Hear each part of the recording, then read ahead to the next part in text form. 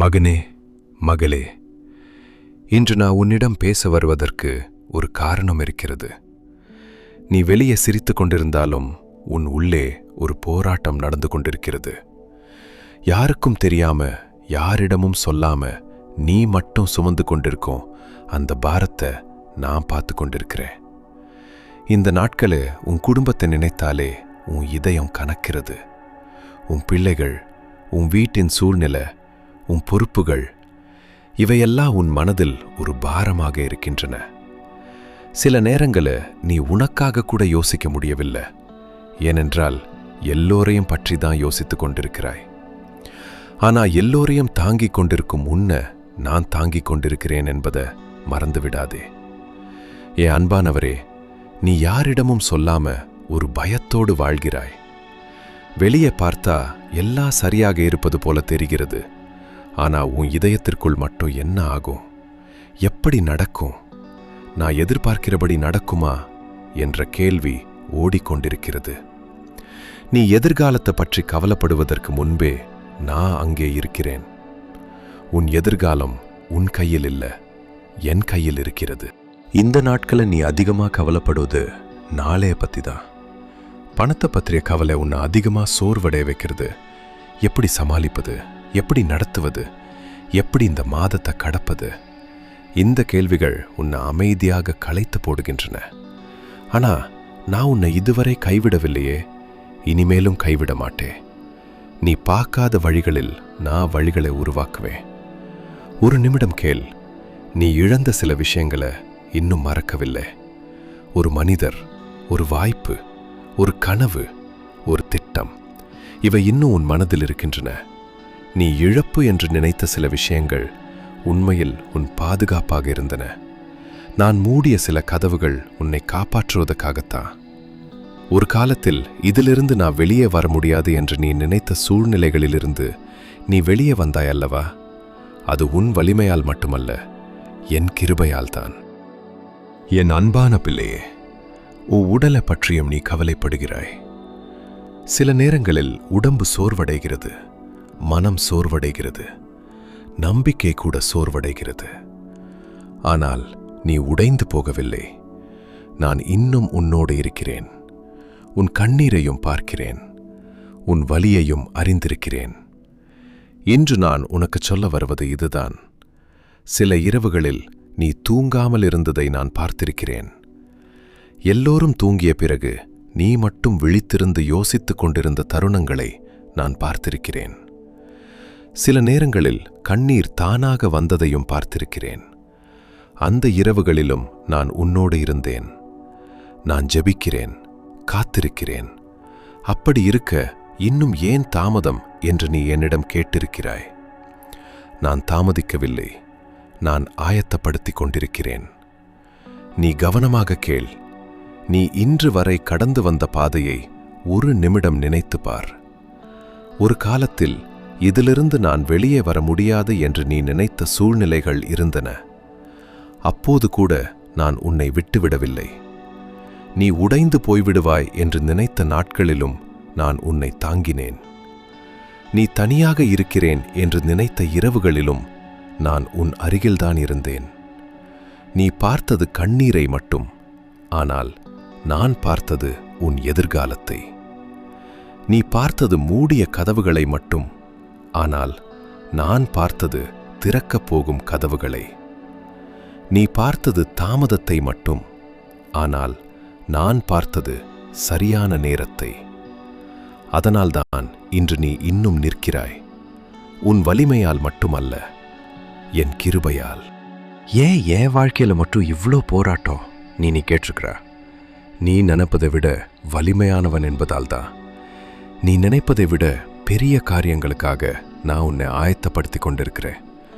சோதனை இல்லாம சாட்சி வராது, போராட்டம் இல்லாம பலம் வராது, காத்திருப்பு இல்லாம மதிப்பு புரியாது. அதனால்தான் இந்த நாட்கள் வீணான நாட்கள் அல்ல, உன்னை உருவாக்கி கொண்டிருக்கும் நாட்கள். நான் உன்னை மறக்கல, நான் உன்னை கைவிடவில்லை. நீ பார்க்காத இடங்களே, நீ அறியாத வழிகளே, நீ எதிர்பார்க்காத மனிதர்களின் மூலம் நான் உன் பதிலை உன்னை நோக்கி கொண்டு வந்து கொண்டிருக்கிறேன். அதனால்தான் சோர்ந்து போகாதே. இன்னும் கொஞ்சம் நம்பு, இன்னும் கொஞ்சம் பிடித்துக்கொள். ஏனென்றால் நீ காத்திருந்ததை விட நான் உனக்காக வைத்திருப்பது பெரியது. நீ காத்திருப்பது ஒரு பதிலுக்காக, நான் ஆயத்தப்படுத்துவது ஒரு ஆசீர்வாதத்திற்காக. நீ காத்திருப்பது ஒரு கதவுக்காக, நான் ஆயத்தப்படுத்துவது ஒரு புதிய அத்தியாயத்திற்காக. நீ இன்று இல்லாததை பற்றியே அதிகமாக யோசிக்கிறாய். ஆனா நான் ஏற்கனவே உனக்கு கொடுத்ததை மறந்துவிட்டாய். ஒரு காலத்தில் இன்று உன்னிடம் இருப்பதற்காகத்தான் நீ ஜெபித்தாய். இன்று உன்னிடம் இருப்பதற்காகத்தான் நீ காத்திருந்தாய். இன்று உன்னிடம் இருப்பதற்காகத்தான் நீ கண்ணீர் விட்டாய்.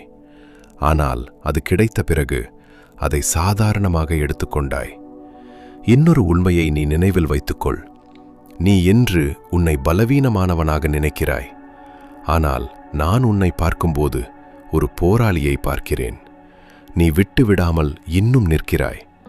அதனால்தான் நீ பலவீனமானவன் அல்ல.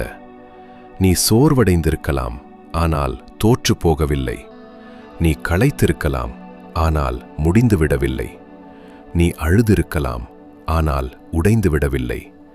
நீ பார்க்கிற இந்த வேதனை குழப்பம் எதுவும் நிரந்தரமானது அல்ல. நான் மாற்றங்களை கொண்டு வருகிற தேவன், பாதைகளை உருவாக்குகிற தேவன். நீ பார்க்கிறதை நம்பாதே, நான் செய்கிறதை நம்பு. சில நேரங்களில் நீ அமைதியாக என்னிடம் ஒரு கேள்வி கேட்டிருக்கிறாய். அப்பா, நான் உண்மையிலேயே மறக்கப்படவில்லையா? இன்னும் என்னை நினைத்து கொண்டிருக்கிறீர்களா? என் ஜெபம் உங்களிடம் வந்து சேர்ந்ததா? அந்த கேள்விகள் ஒவ்வொன்றையும் நான் கேட்டிருக்கிறேன். நீ வார்த்தைகளால் சொன்ன ஜெபங்களையும் கேட்டிருக்கிறேன். வார்த்தைகளே இல்லாமல் அழுத ஜெபங்களையும் கேட்டிருக்கிறேன். சில நேரங்களில் நீ பேசவே முடியாமல் இருந்தாய். கண்ணீர் மட்டும் வந்தது. ஆனால் அந்த கண்ணீருக்கும் ஒரு மொழி இருக்கிறது. அதையும் நான் புரிந்து கொள்கிறேன். நான் உன்னை மறக்கவில்லை. நீ என்னை தேடியதை விட நான் உன்னை அதிகமாக தேடிக்கொண்டிருக்கிறேன். நீ என்னை நினைத்ததை விட நான் உன்னை அதிகமாக நினைத்து கொண்டிருக்கிறேன். அதனால்தான் இன்று மீண்டும் சொல்கிறேன், நீ தனியாக இல்லை. நீ கைவிடப்படவில்லை. நீ மறக்கப்படவில்லை. நான் இன்னும் உன்னோடு இருக்கிறேன்.